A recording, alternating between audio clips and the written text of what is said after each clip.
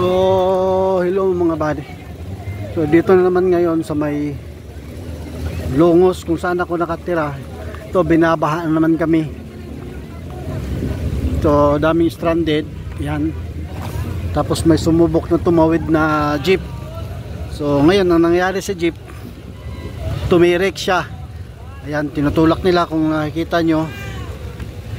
Kaya nga lang madilim. Diba? Hindi makikita yung may ilaw. Yun yung jeep dito, stranded lahat kami. Ayan, ayan, stranded nyo lahat.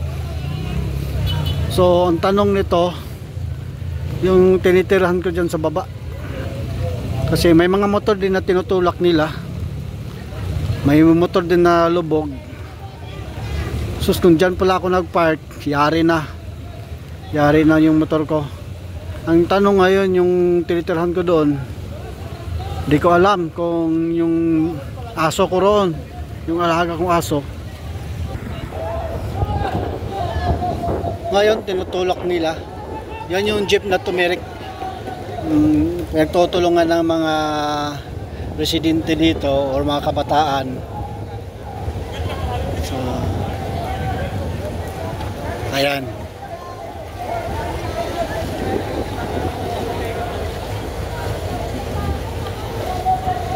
Yan, sumubok siyang ano.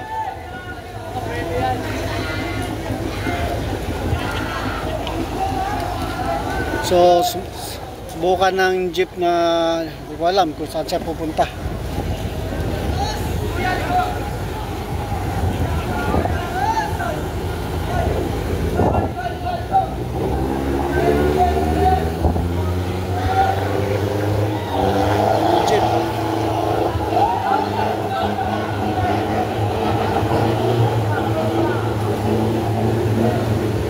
Kasi ito yung bagyong Kristen.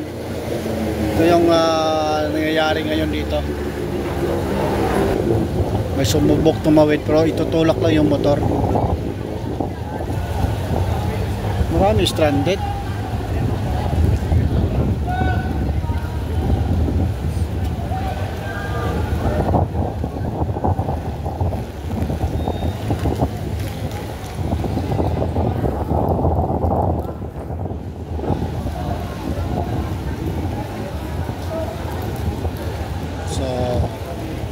Ayan, nakatawid.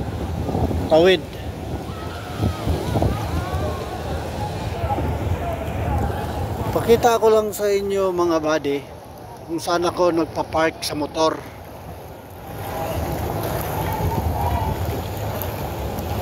Oh, dito ako nagpa-park ng motor.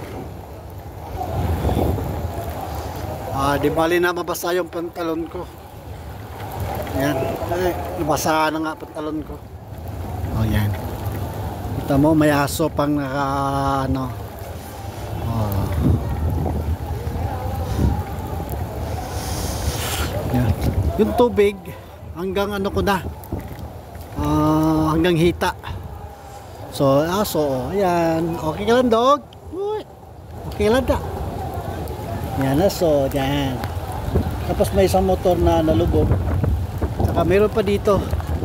Oh, kung saan ako dito ako nagpa-park, ito yung kotse ng sasakyan ng may-ari ng tinitirahan ko dyan sa loob. Ayan, ito. Saka may padjak pa rito.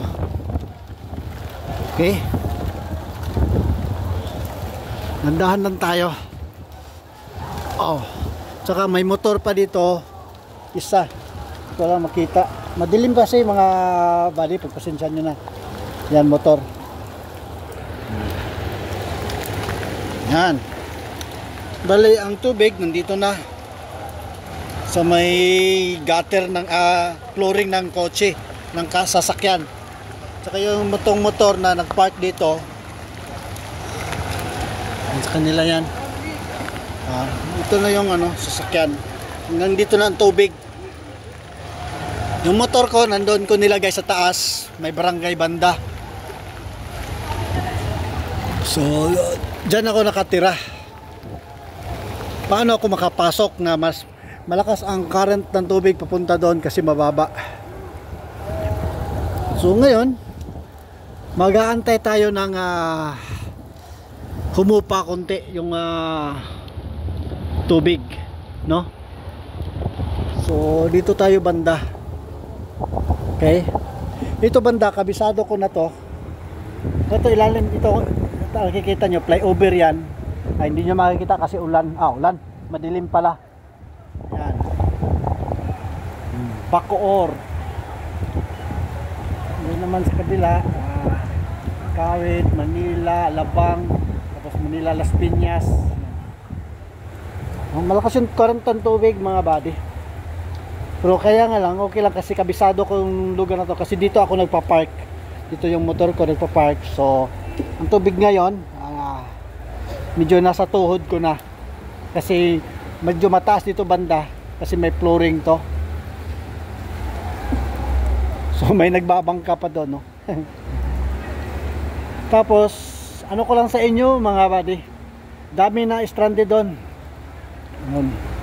Hindi lang masyado makikita kasi ang ilaw naman natin sa cellphone lang. Tapos maraming mga stranded na mga iba't ibang mga sasakyan. Tsaka may mga ibang tao na sumusubok, naglalakad lang nila, lalakarin na lang nila. Although wala naman masyadong ulan. Siguro yung tubig ang naipon. Okay. Tago lang muna tayo dito mga buddy. So galing ako ng Makati pala mga buddy, no? Doon pa lang sa may Makati, tubig na. Natakot nga ako, akala ko mamamatay yung motor eh.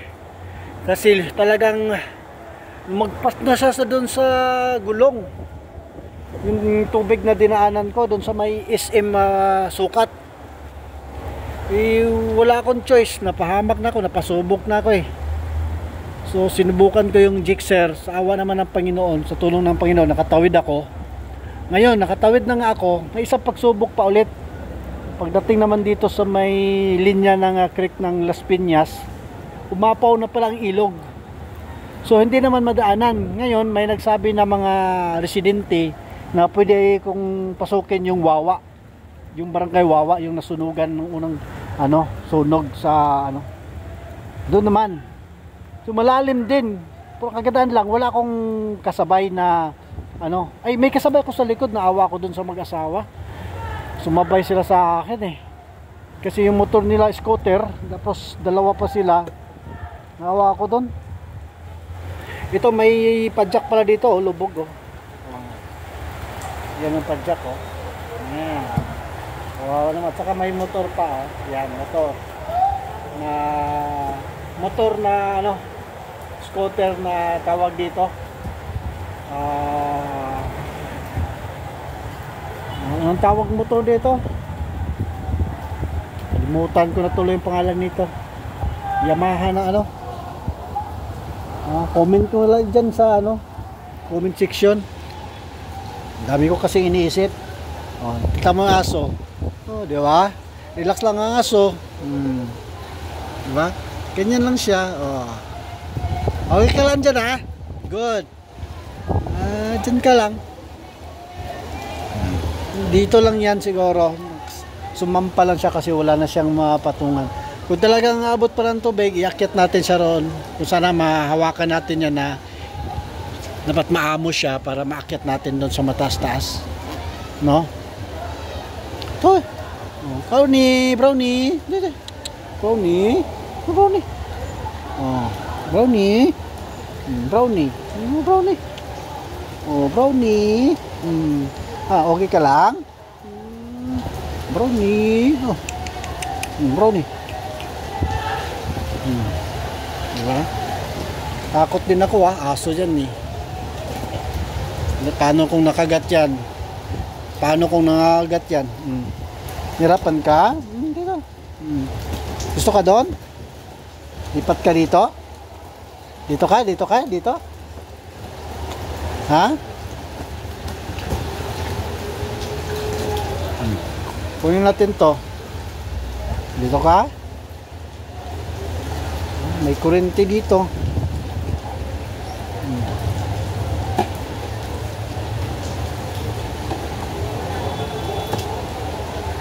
May kurente dito. Dito ka? Dali. Dito ka? Dali. Dali. Ito. Dali.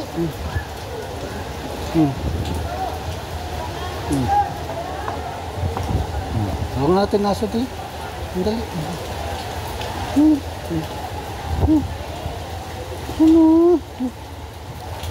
Gusto ka dito? Siglit lang ha. Huwag ka nang bababa. Oh, yung aso galing doon, nilipat na lang natin dito. Kasi medyo mataas pa. Tapos pwede siya makahiga. Okay, higa ka lang dyan ha. Okay. So ayun.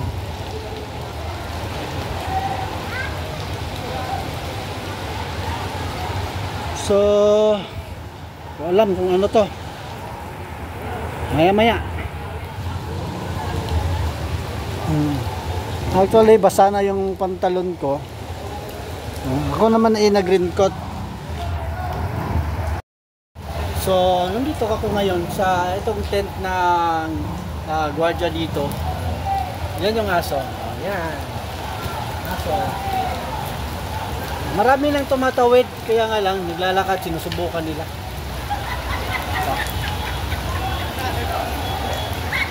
Pero marami nang stranded. Talaga. So, ayaw, huwag kayong mag-alala sa akin. Di bali na yung bahay o malubog na yun. Kumbaga, mga gamit, okay na makikita yung gamit. Importante buhay natin, no? So, tulad nitong motor, lubog siya. Hindi siya pinuntahan ng may-ari dito. Yung pagboto niya, pinasukan na ng tubig. So, bukas, ano na yan nila? Change oil. Okay? So, maya-maya mga buddy. Tingnan natin kung huhupa ba to or tataas pa ba itong tubig. Kasi yung tubig papunta doon sa dagat eh. Doon sa tinitirhan ko. So, asub na mga buddy. Babay muna.